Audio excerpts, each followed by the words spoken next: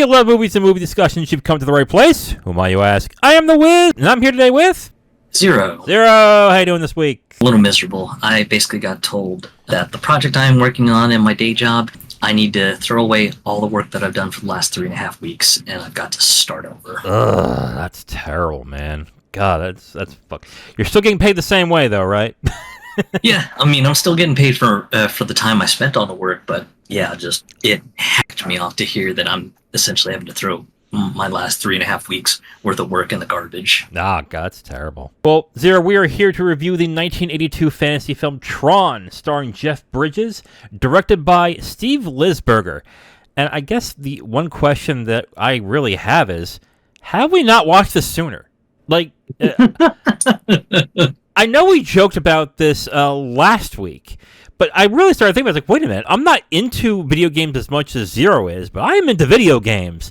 How did I not get into this? Or The Last Starfighter. Have you seen The Last Starfighter? I have not. That's another one that people have dropped their jaw on when I say, no, I've never seen that one. They're like, oh, my God, what's wrong with you?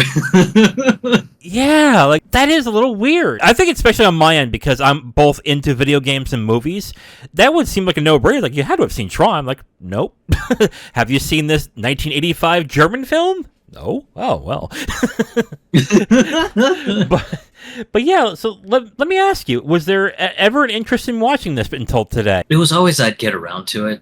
It was kind of like, oh, neat. It's kind of like a movie focused on sort of like video games becoming sort of a metaverse. Okay, neat. I would always put it off on the backlog of, I'll watch it later. I'll watch it later. And that had gone on for many years. And then finally it was like, yeah, let's put this one on the review. And I was like, my God, I'm finally watching it after these many years.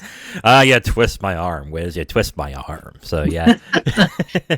All right, Zero. So let's get into the review of Tron, directed by Steve Lisberger. Before that, let's get into the plot. When talented computer engineer Kevin Flynn, played by Jeff Bridges, finds out that Ed Dillinger, played by Dave Warner, an executive at his company, has been stealing his work, he tries to hack the system. However, Flynn is transported into a digital world where he has to face off against Dillinger's computerized likeness, Sark, and the imposing master control program. Zero, I'm going to let you start here because I'm very curious as to what you thought about this film. It was actually kind of fun. Actually kind of harkened back to a period when Disney's films were just so much more experimental and so much more interesting, which is really sad because there hasn't been a lot from Disney lately that has interested me. So it was kind of interesting sort of stepping back in time and going, oh man, this was when Disney was daring and willing to kind of take a jump on interesting things with interesting narratives and also using cutting edge CG technology. Okay, this is kind of an interesting movie on a historical end, but as the movie went through, it was an entertaining movie, especially with a sort of like, I guess, conceptualizing video game and computer program related concepts into sort of a interesting contextual way that relates to the digital world inside the computer system that the MCP dominates. Let me ask you a question, though. Would this be something that you would have an adult who's never watched this movie recommend to? Would you recommend this to an adult? Personally, I would. Really? Mostly because I think it's fun, and it isn't like super hyper nerdy that you have to be really clued into either video games or internet technologies or work in either industry to really get. It makes things interesting, but it doesn't get too much into the geek speak. Well, yeah, that is true. It doesn't get too esoteric with the terminology, or you don't have to really know what's going on with how games are made in order to enjoy the movie.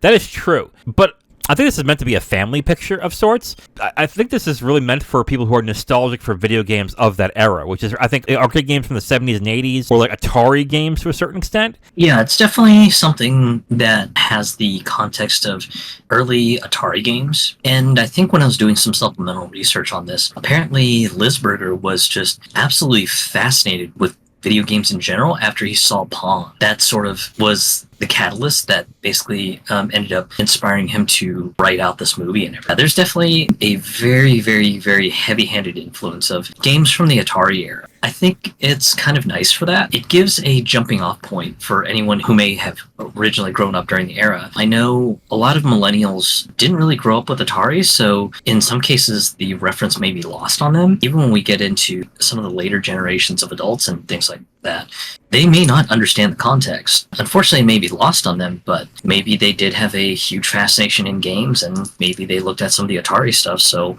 there could still be a relevancy point there. But yeah, overall, I thought it was neat just kind of seeing the relevancy and sort of tie into the Atari era video games, that this does still feel like a family film. I don't think it's bad for that. I think it just harkens back to an era when Disney was great at making family films that could be enjoyed by just all ages in the family. It wasn't just like, oh, this is so childish. Oh, geez, I'm having to sit through this movie with my kids, or the opposite way around where the kids are going, oh, God, this is so boring. Yeah. I hate this grown-up movie. It kind of strikes that fine balance of being great with both. It's just something that just harkens back to an older era of Disney. My only issue with recommending this to either adults or kids is that with kids today, would they look at this and go, what the hell is this shit?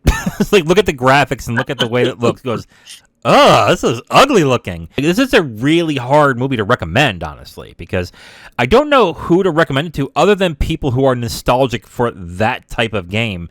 There's also a thing that I want to recognize, though, is that the movie has a very unique look to it. Just the way that the film looks inside the game, I think, is just very interesting to watch, especially with how they render the faces.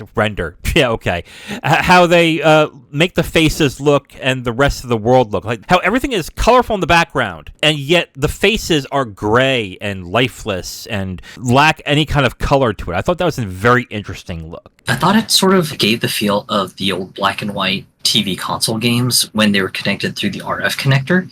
How they had sort of a light bit of static fuzz. I was just like, oh man, I still remember when you had to connect consoles to the RF line of a TV. My God, those were the days. Yeah, no, that's true. That's true. I never really thought about that. I enjoyed my time watching Tron, but if I'm being honest, I think there are a number of problems with the film that I had that, which I would hold back on giving a hard recommendation on. I would recommend it to like a certain group of people, which we've just mentioned, but I think overall, if I had like my nephews over or if I had kids over, I would not be recommending Tron to them, even though they play video games. I don't think I'd be recommending this to them. This would be a much easier recommendation to people who have grown up with video games in their lives, because I think this would be a fairly entertaining movie. Yeah. But if it's somebody who either has had no interest in video games or just thinks video games are just childish things, then this would probably be one that I would just say, all right, never mind, I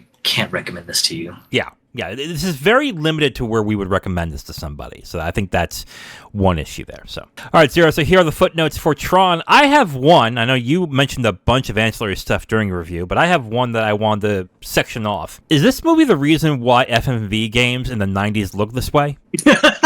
I'm not making a joke here, because I think that's actually pretty cool. That's the first thing that I thought about when I watched this. I was like, wow, this looks like Sewer Shark or any of those other FMV games from the 90s. And I thought, wow, that's actually kind of cool. Like, I thought that was cool. It's kind of lame for the 90s FMV games, but I think it actually works in this movie. That's the very first thing I thought about. I think FMV movies really took off during the CD era, because the Sega CD really went heavy into the FMV heavy sort of games like Sewer Shark, Night Trap, and so on and so forth. And since this was done in 82, this was much before that. It kind of relevant to the point. I had read an interesting piece of trivia. Apparently, John Lasseter, same John Lasseter behind Toy Story, was apparently enamored with this film when he had first saw it. It was kind of the catalyst for John Lasseter to look at CG animation. That was pretty much the catalyst that ended up getting Pixar off the ground. Yeah. So essentially, if Tron never was created and John Lasseter never got to see it, you would not have any of the Pixar movies. All right, Zero. So do you recommend the 1982 film Tron? Yeah, I definitely would. Mostly because I felt it was an entertaining movie. It's a little bit more entertaining if you've got the perspective of playing video games in your life, or you work in the IT industry, or both. That's where just it becomes much more entertaining. It doesn't get too in the weeds with computer and video game jargon, which I think is to its benefit, because sometimes when some movies or animations just kind of get lost in their own world building, it can be a little bit much to absorb. So I think condensing things down to be nice and succinct was a very good design decision for the movie. The special effects for the in-game universe are very interesting. It evokes the feel of an old video game, especially with the mention that we had earlier, where the faces kind of seemed like they had some static in them. And it kind of gives the feeling of playing an old video game that was connected to a TV via the RF line and everything. Overall, I would definitely recommend it. So I have been going back and forth in my head. Like, before we started the review, I was going to recommend it. Then as I started thinking about what we're doing the review, I was like, nah, I can't recommend it. I'm going to go back and say I will recommend it, but like I think you've mentioned and like we mentioned in the review, this is a very limited recommendation. This is like for specific people who are into this type of thing and can appreciate what the film is going for. I think you mentioned as well, if you're not into video games, don't bother. Now, I would also say, if you have no interest in games of the past, don't bother. That's really my one issue with this. Like, I think you would really need to have that kind of fascination or that attachment to games in order to actually enjoy this. I think, honestly, this is meant for kids. It's really hard for me to recommend this for adults, though, so that's kind of another issue that I have, really. Like, I don't think I could actually recommend this to an adult unless I know that they are into video games in a big way. And even for, like, kids, unless I'm going to be like, oh, there's this weird kind of thing, and maybe they're into it, then fine. But it's not a bad movie. It's just not that interesting to me in the end. Like, after I watched it, I was like, yeah, okay, that's fine. That's cool. I don't feel the need to watch Tron Legacy or to play the numerous games based on Tron after watching it. I don't think it's a bad movie. Do you feel like you want to get to know more of the Tron stuff? Do you want to see the other movie? Do you want to play the games? I think the games that came out during the era when movie tie-in games were pretty terrible. Oh, yeah. I don't think I'd be making my way out to play any of the games, but the movie, I'm not so sure I'd go out of my way to go see it. Mm-hmm. It might be something that, if someone has it kind of playing at their house for like background noise, I might kind of peek over and go, oh shit, that's Tron Legacy. It's not something that I'm just going to actively go out of my way, jerkwads, I'm watching this. All right, Zero, so do you recommend Tron? Yes, I do. And I also recommend Tron. So check that out on Disney Plus, or if you want to rent it for $4, you can as well. Now, if you want my full review on this movie, you can go to my website at iamthewiz.com. You'll have my full written review right on the site, along with a link to the video that has this review that you've just listened to. All right, Zero, so we're at the end of this review. On Saturday, I'll be reviewing Star Trek II, The Wrath of Khan, directed by Nicholas Meyer. Tuesday, I'll be reviewing The Hustler, directed by Robert Rossen. Thursday, Zero, what are we watching? 2023's Gran Turismo. That's right, Gran Turismo, directed by Neil Blomkamp. God, is there kind of like a nerdy joke we can post in here? Oh, I think I know this. It's going to take us 8 years to do the review to make sure it is perfect. Oh God, that's a deep cut to Kazunori Yamauchi. Oh my God. Yeah. Yeah, that was a little too deep, actually. One of the weirdest properties that could ever be made into a game, but then again, the story that they're doing, it kind of makes sense. So I guess the only issue that I would really have is that it's named Gran Turismo. If you're familiar with the game, you would be hearing this going, Gran Turismo movie? What? How? But when you hear the story, it actually makes a lot of sense. For anyone who wants to kind of look at the background story of this, look into the information on the GT Academy program, which was something that Sony and Nissan had ran together. Basically, they would find some of the best Gran Turismo drivers who were playing on PlayStation 3, and basically they turned it into a reality TV show to basically turn one video game player from a couch-playing video game player to an actual factual GT class racer for Team Nissan. Yeah, it's an interesting story, and that would make an interesting movie. So let's see how it is for next week. So again, on Saturday, I'll be reviewing Star Trek II, The Wrath of Khan, directed by Nicholas Meyer. Tuesday, I'll be reviewing The Hustler, directed by Robert Rossen. And Thursday, me and Zero are going to review Gran Turismo, directed by Neil Blomkamp. I am The Wiz. And I'm Zero. Talk to you guys next time. Bye.